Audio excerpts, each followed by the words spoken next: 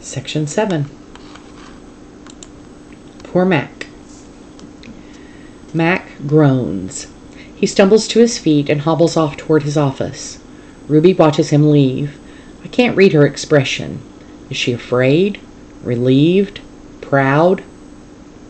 When Mac is gone, George and Julia lead Ruby from the ring. "It's okay, baby, it's okay," Julia says, stroking Ruby's head. They settle Ruby in her domain and make sure she has fresh water and food. Before long, Ruby's dozing. "Dad," Julia asks as George locks Ruby's iron door, "do you think Mac would ever hurt Ruby?" "I don't think so, Jules," George says. "At least I hope not. Maybe we could call someone." George scratches his chin. "I wish I could help Ruby, but I wouldn't know how. I mean, who would I call? The elephant cops? Besides," George looks down, "I need this job, Jules. We need this job. Your mom, the doctor bills. He kisses the top of Julia's head. "Back to work, you and me both." Julia sighs and reaches for her backpack. She removes a piece of paper, a bottle of water, and a small metal box. "Homework first," George says, wagging a finger, "then you can paint." "It's for art class," Julia explains. "We're doing watercolors. I'm going to paint Ruby." George smiles. "All right then, just don't forget your spelling." "Dad," Julia asks again, "did you see Mac's face when Ruby hit him?" George nods. "Yes," he says solemnly, "I did." He shakes his head. Poor Mac. He turns away, and only then do I hear him laughing. Colors. Julia opens the metal box. I see a row of little squares. Green, blue, red, black, yellow, purple, orange. The colors seem to glow. She pulls out a brush with a thin tuft of a tail at its end. She dips the brush in water and wets the paper, then taps at the red square. When the brush meets the damp paper, pink petals of color unfurl like morning flowers. I can't take my eyes off that magical brush. For a moment, I'm not thinking about Ruby and Mac and the claw stick and Stella. Almost. Julia touches red again, then blue, and there, suddenly, is the purple of a ripe grape. She touches the blue, and her paper turns to summer sky, black and white, and now I see that she is painting a picture of Ruby. I can make out her floppy ears, her thick legs. Julia stops painting. She takes a few steps back, hands on her hips, gazing at her work. She scowls. "It's not right," she says. She glances over her shoulder at me. I try to look encouraging. Julia starts to crumple up the paper, then reconsiders. Instead, she slides it into my cage at the spot where my glass is broken. "Here you go," she says. "A Julia original. That'll be worth millions someday." Gingerly, I pick up the paper. I do not eat a single bite of it. "Oh, hey, I almost forgot." Julia runs to her backpack. She pulls out 3 plastic jars, one yellow, one blue, one red. She opens the jars, and an odd, not food smell hits my nose. Julia pushes the jars, one by one, through the opening. Then she slides some paper through. "These are called finger paints," she says. "My aunt gave them to me, but really, I'm too old for finger painting." I stick a finger into the red jar. The paint is thick as mud. It's cool and smooth, like bananas underfoot. I pop my finger into my mouth. It's not exactly ripe mango, but it's not bad. Julia laughs. "You don't eat it, you paint with it." She grabs a piece of paper and presses her finger on it. "See? Like this." I place my finger on a piece of paper. I lift it, and a red mark is there. I get a bigger glob from the pot and slap my hand down on the page. When I pull my hand off the paper, its red twin stays behind.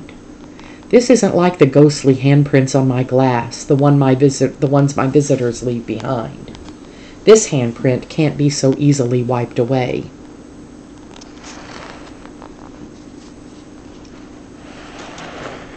A bad dream. I lie awake, peeling dried red paint off my fingertips. Bob, who accidentally walked on one of my paintings, is licking his red paws. Every so often I glance over at the empty ring. The claw stick glints in the moonlight. "No, stop!" Ruby's frantic cries startle me. "Ruby," I call, "you're having a bad dream. You're okay. You're safe." "Where's Stella?" she says, gulping air. Before I can answer, she says, "Never mind. I remember now." "Go back to sleep, Ruby," I say. You've had a hard day."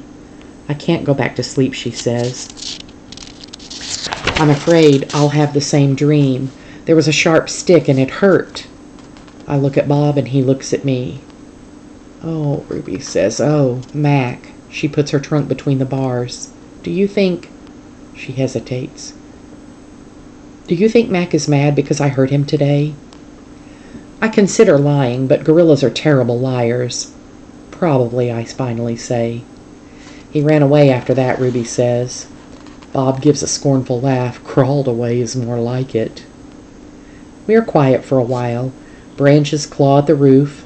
A light rain drums. One of the parrots murmurs something in her sleep.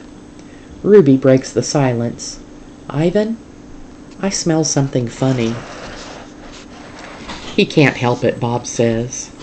"I believe she's referring to the finger paints Julia gave me," I say. "What are finger paints?" Ruby asks. "You make pictures with them," I explain. "Could you make a picture of me?" "Maybe someday." I remember Julia's picture, the one that will be worth $1 million. I hold it up to the glass. "Look, it's you. Julia made it." "It's hard to see," Ruby says. "There's not much moonlight." "Why do I have 2 trunks?" I examine the picture. "Those are feet." "Why do I have 2 feet?" "That's called artistic license," Bob says. Ruby sighs. "Could you tell me another story?" she asks. "I don't think I can ever go back to sleep." "I told you all I remember," I say with a helpless shrug. "Then tell me a new story," she says. "Make something up." I try to think, but my thoughts keep returning to Mac and his claw stick. "Anything yet?" Ruby asks. "I'm working on it." "Ivan," Ruby presses. Bob said you were going to save me." I search for true words. "I'm working on that too." "Ivan," Ruby says in a voice so low I can barely hear her. "I have another question." I can tell from the sound of her voice that this will be a question I don't want to answer. Ruby taps her trunk against the rusty iron bars of her door. "Do you think," she asks, "that I'll die in this domain someday like Aunt Stella?" Once again I consider lying, but when I look at Ruby, the half-formed words die in my throat. "Not if I can help it," I say instead. I feel something tighten in my chest, something dark and hot. "And it's not a domain," I add. I pause, and then I say it. "It's a cage."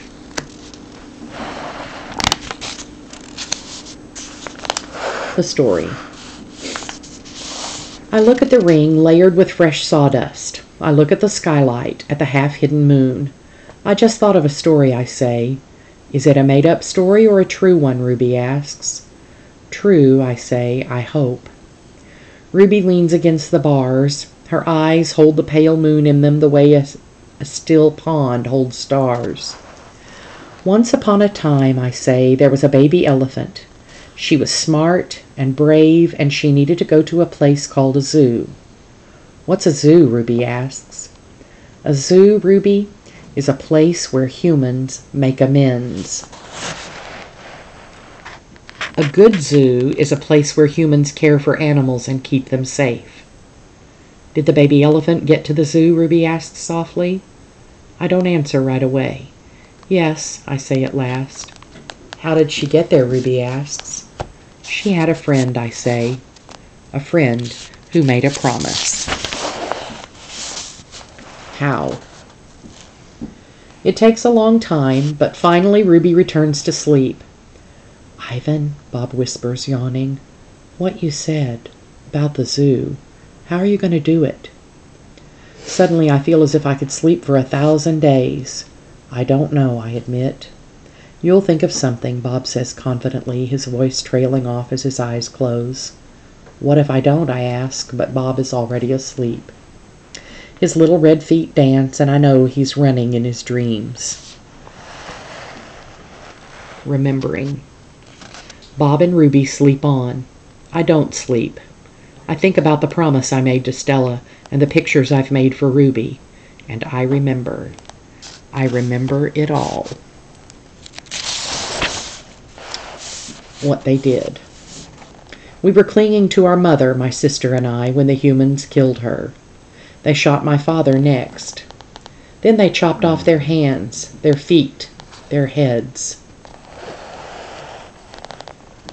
Something else to buy. There is a cluttered, musty store near my cage. They sell an ashtray there. It is made from the hand of a gorilla. Another Ivan. When morning comes and the parking lot glimmers with dew, I see the billboard on the highway. There I am, the one and only Ivan, bathed in the pink light of dawn. I look so angry with my furrowed brow and clenched fists. I look the way my father did the day the men came.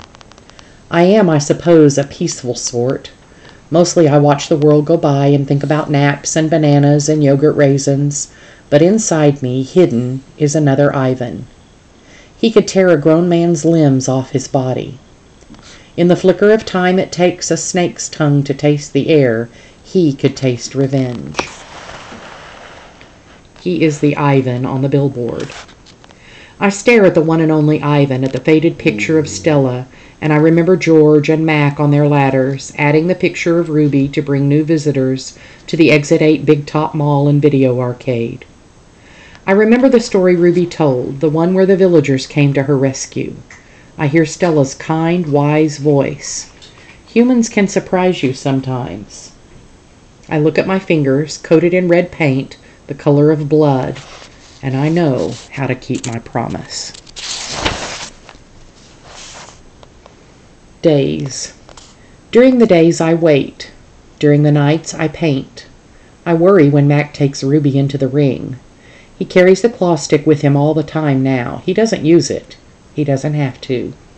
Ruby isn't fighting back anymore. She does whatever Mac asks. Nights. I close my eyes. I dip my fingers into the paint. When I'm done with one piece of paper, I set it aside to dry. It's so small, just one sheet, and I'm going to need so many. I move on to the next, and the next, and the next. It's a giant puzzle, and I'm making the pieces one by one.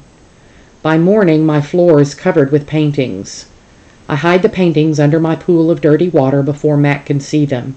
I don't want them to end up in the gift store selling for $25 a piece. $20 a piece, $25 with frame. These paintings are for Ruby, every one of them.